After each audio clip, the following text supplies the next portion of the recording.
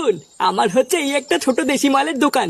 এখন এইখানে আপনার করার মতন তো তেমন কোনো কাজই নেই। দেখো না বাবু, আমি ভীষণ বিপদে পড়েছি। যে কোনো কাজ, আমি যে কোনো কাজ করতে রাজি আছি। যে কোনো কাজ? হ্যাঁ, একটা কাজ আছে।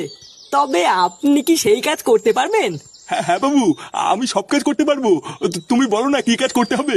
না, তেমন কোনো কঠিন কাজ না। মানে ওই মাতালটা মালকে দোকানের সামনে যে বোতলগুলো ফেলে দিয়ে যাবে, আপনি শুধু সেইগুলো পরিষ্কার করে রাখবেন। স্পষ্ট ভাষায় বলতে গেলে দোকানের সামনেটা একটু পরিষ্কার পরিচ্ছন্ন করে রাখবেন। হ্যাঁ হ্যাঁ বাবু, আমার কোনো সমস্যা নেই, আমি এই কাজ করতে রাজি।